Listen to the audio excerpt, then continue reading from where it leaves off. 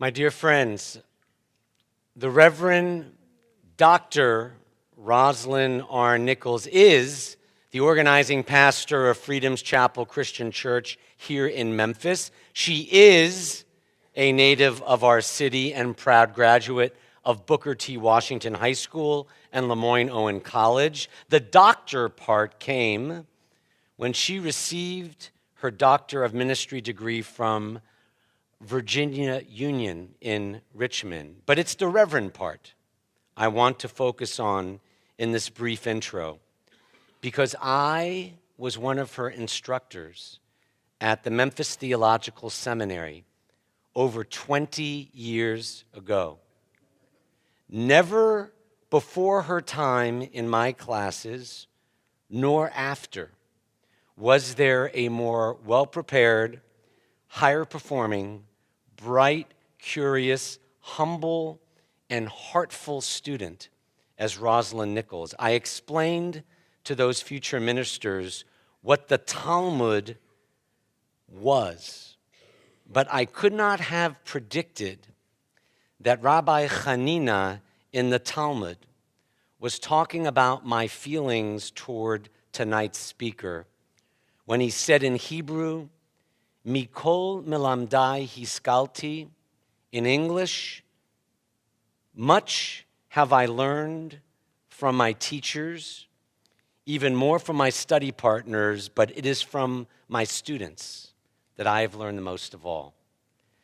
In fact, when I was asked to invite a handful of clergy from the whole city, including rabbis, for my 18th anniversary in 2009, Reverend Roz was my first call, only I asked her to sing, too.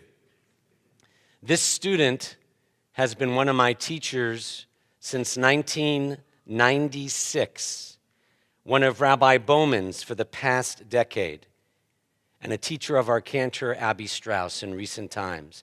Many of you have heard what unfortunately has been dubbed the Negro National Anthem.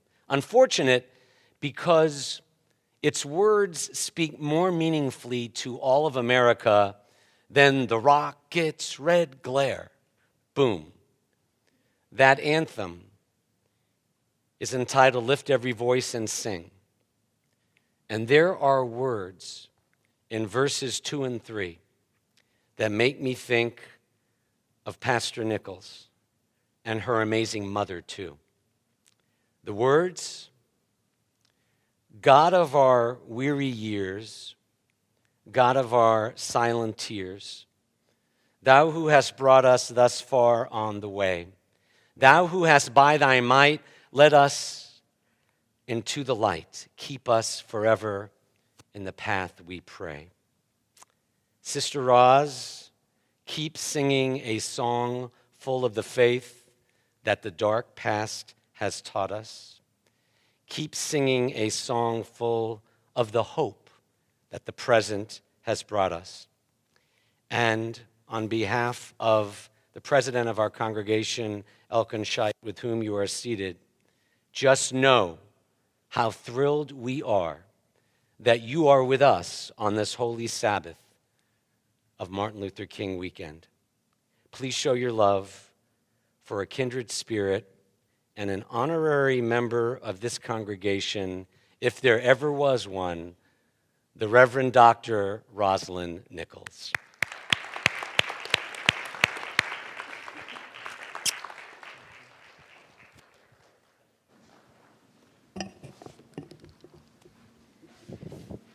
I am very grateful and honored to be here on this evening. I have shared this very briefly, but I'm going to try to be timely. When I was a student at Memphis Theological Seminary and I took modern Judaism, my professor walked in with suspenders and literally bouncing into the room. And I had a huge crush on my professor. I've said this, and I say to people, I've said it so everyone knows this is no new information. And so he thinks I was really a great student, but it was because I had a crush on him. And so I was trying to figure out how I was going to convert, but it wasn't working out. So He has been a part of my life now. It's amazing that 20 years have passed.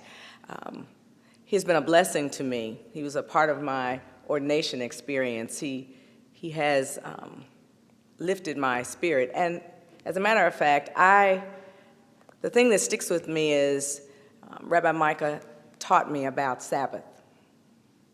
He taught me that God went on strike. I will never forget that. And so this past year, when we were celebrating Easter at Freedom's Chapel, I was so exhausted. I could not even breathe. I did not even care. And I remembered that my rabbi had said to me that God went on strike, and that for 6 days you can do everything, but you need to take a break.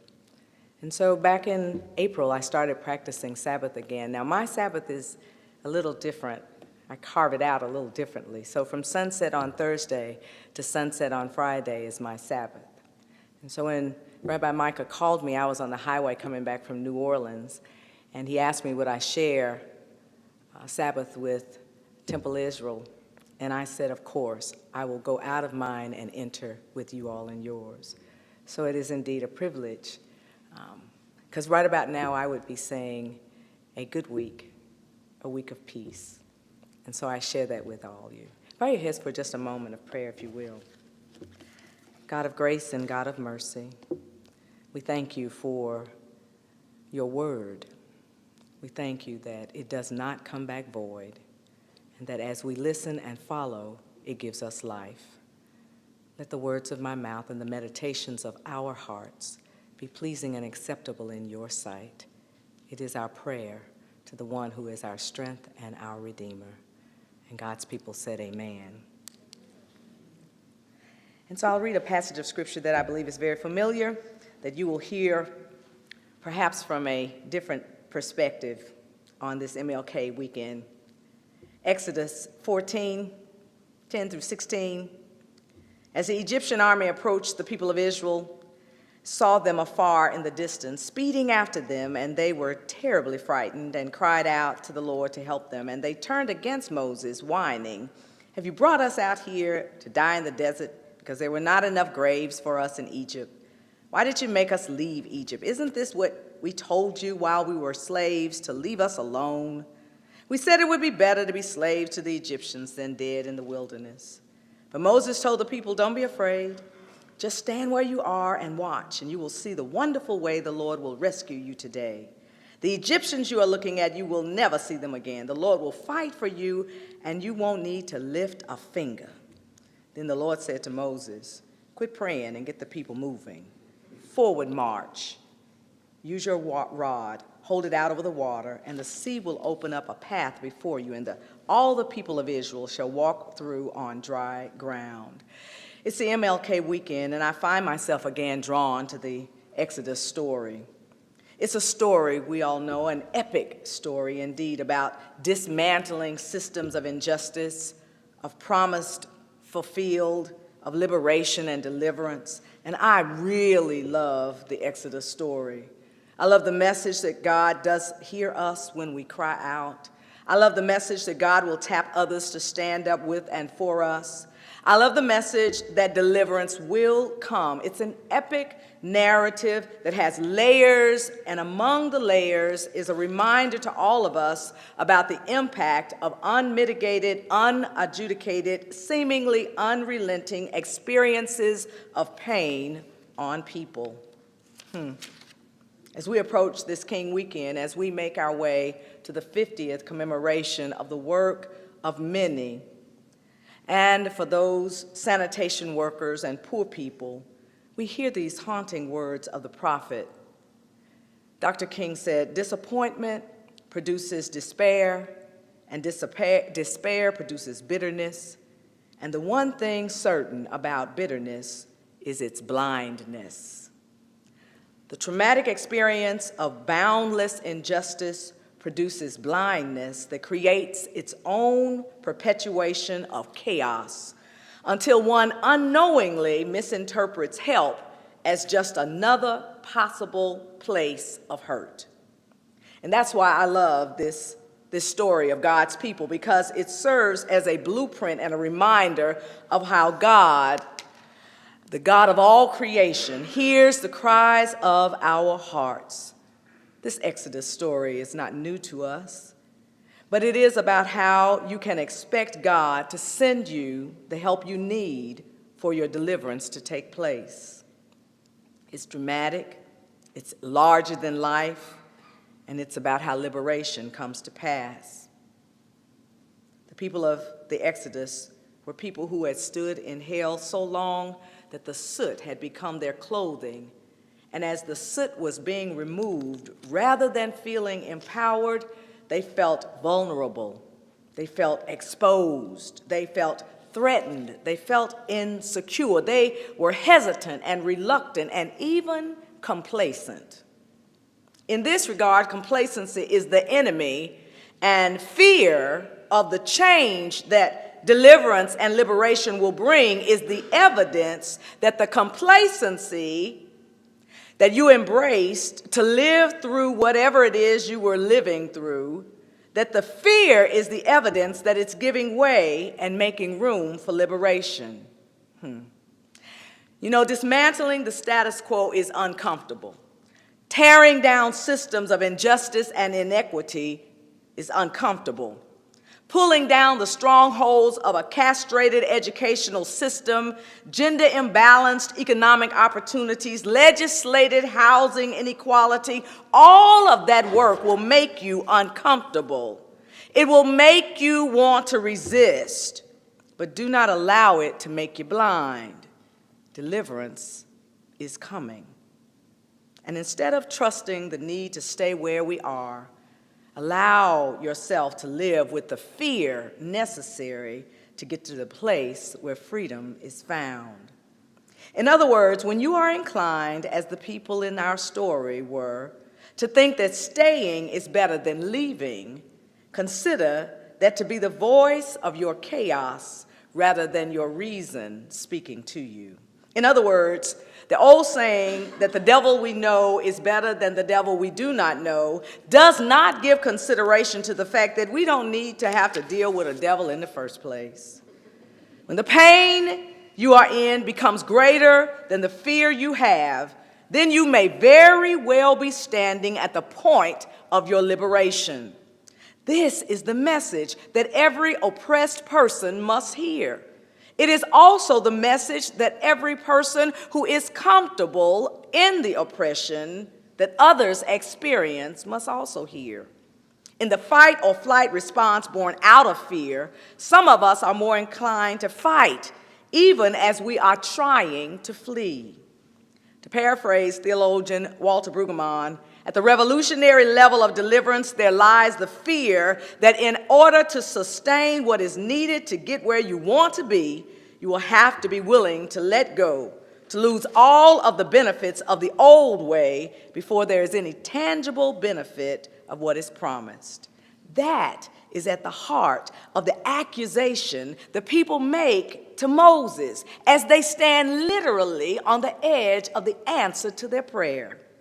They are afraid of letting go what they had because they could not yet see what they were gaining in exchange. I believe America, privileged Americans, black, white, brown, male, female, must be willing to sit with the dis-ease that will be inevitable as the status quo begins to crumble. But they must also be willing to embrace that what they fear is the deliverance they need as well. And in the back and forth swing, before the discomfort, knowing that their answered prayer, it means letting go of one to move to the other. You see, that is kind of where we are. In the aerial acts of the circus, those who swing from the flying trapeze know it's that split second on the bars when you are swinging, when you must decide if you will indeed reach out your hand to trust that you will take hold of the other bar coming your way. The good people of faith were struggling to reach out and catch the bar. They had gotten up on the ladder when they cried out to God. They had stepped out and were swinging when they prayed to the Lord. That is where I believe we are today. And in many ways, That is where I believe our hometown, our city, our community is as well. And in the back and forth swing before the discomfort of knowing that their prayer has been answered, it means letting go of one bar in order to grab hold of the next. And it means that they have to turn and point their finger, knowing and believing that the other one is there. The people were nervous, and so they pointed at Moses. Have you brought us out here to die in the desert because there were not enough graves for us in Egypt? Do you see it? The drama necessary to deliver them from their trauma gave them faulty memories. They thought everything was fine back where they were. Sometimes when change comes, we paint rose-colored glasses on what was before we see what can be. But as I turn the corner on this message, this is the place in this story that gets really good to me, because I think most of us have gotten right up to this point, but not enough of us have gotten to the other side. In response to the people's accusations, Moses says, don't be afraid, just stand where you are and watch, and you will see the wonderful way the Lord will rescue you today. The Egyptians you are looking at, you will never see them again. The Lord will fight for you, and you won't have to lift a finger. Stand right where you are, with the enemy in front of you and the greatest obstacle of your life behind you. Moses says to beyond frightened, overwhelmed, traumatized people, just stand firm, stand still, don't move, watch God take care of this for you. You won't have to do anything. In the 90s, when I was still working as volunteer coordinator at the National Civil Rights Museum, we had a panel discussion about the history of the civil rights movement in Memphis. My beloved, blessed memory, Maxine A. Smith, was on the panel. And if memory serves me well, former council chairman Robert B. James was also there. They were not in disagreement with the issue of fair treatment for the sanitation workers. Both agreed that injustice and racism was at the heart of the matter. It was how that broke the tension in the room, how the issue needed to be resolved. Mr. James, a respectful gentleman who no doubt loved his city, felt that as he calmly spoke, he said, I just think that black people needed to wait and trust the laws to work it out. To which Maxine asked, how long were we to wait? Mr. James answered, I don't know until it got worked out. Sometimes when we are faced with an insurmountable obstacle, when the status quo of our lives is being dismantled, even our leaders may be inclined to encourage us to stand still and wait, to trust that the laws will work it out, to trust that the courts will work it out, to trust that the opposition will work it out. That gentleman wanted people who had experienced the trauma of injustice not to march, but to wait. Not to raise their voices in protest, but to stand still and wait. Not to rail against the very laws that had bound them, the same courts that had ignored them, the same elected officials that had dismissed them. Sometimes, I tell you, even our leaders having to confront the wilderness of corruption and the waves of indifference will panic, and even in their most faithful moments, think it's best to wait and stand still. And while I believe God is fully willing and able to do exactly what Moses said to those people, hear what the Lord said to Moses. Quit praying and get the people moving. Forward march. God said move, break camp, get to stepping, don't stand still. I tell you, sometimes we can stand still when God has cleared the path for us to move forward. As a leader, I feel for Moses. Built his entire reputation and credibility, not on his ability, but on God's ability. Not on what he was able to do, but what God could and would do. I get that. And even if I say that Moses was experiencing a little fright instead of flight moment, what I do know is that sometimes we can get so accustomed to waiting for the perfect situation, the perfect answer, the perfect moment, until we believe the best solution is to just stand where we are. So afraid to make a bad decision, so afraid of messing up, so exhausted, so thirsty, so overwhelmed until we don't even realize that we have gotten full clearance to move, to take off, to soar, to fly, to get the heck out of Dodge. Move! God gave Moses the command, stop talking about it and start walking. In the trapeze act of life, it was time for the people to let go and take hold of the next bar. In the target range of life, it was time to pull the trigger. On the water's edge of life, it was time to jump in. These are truly times that we live in today. Times when life is necessary to move. It's important sometimes to stand still, but there are also times when standing still is only what we're doing when we're afraid to move. And while we may do it for all the right reasons, we may do it in the name of all that is good and holy, it really is time for us to move. Move on, move forward, move beyond, move out, beyond the pain, beyond the past, beyond paralysis, beyond things that cost us, beyond the things that cause us to be filled with insecurity and second guessing. God is calling someone not to stand still, but to set your heart and mind on moving forward, even before you fully see or understand how. I hear God saying to our community, with epic educational and economic disparity in our city and counties, the question then becomes, what are you and I waiting for? Even though God had answered the prayer, even though God had sent resources to make the way through, where is it in your life that you are still reluctant to trust God enough to move forward, beyond biases, limitations, fight and flight responses, resistance and complacency? Pray. Please, pray. But remember, deliverance didn't come in the prayer. It came in the moving. God had already answered the prayer. It was time to move. God has already answered and heard your cry. It's time to move. Maybe Moses wanted the people, I'm almost done, to be bodacious, bold, and to stand and to look the enemy in the face, like finally standing up to the bully. I do love that image. But that is not what the Lord told Moses, and it was not what the Lord expected of the people. Why?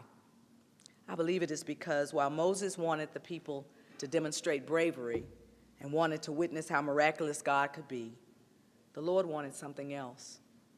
God wanted the people to move, and in so doing, they would be investing in their own liberation. Temple Israel, it is time for our communities to invest in our own collective liberation. Like the people in this epic story, in this experience with God, God will do God's part. That's without question. But we are called by God to not be passive in laying claim to what God has for us.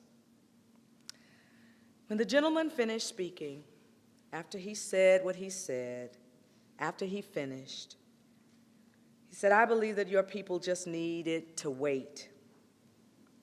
Maxine paused only momentarily before she said, we had waited long enough. We could not afford to wait any longer. It's 2018, 50 years beyond 1968. I don't know what you hear, but I hear God say, move.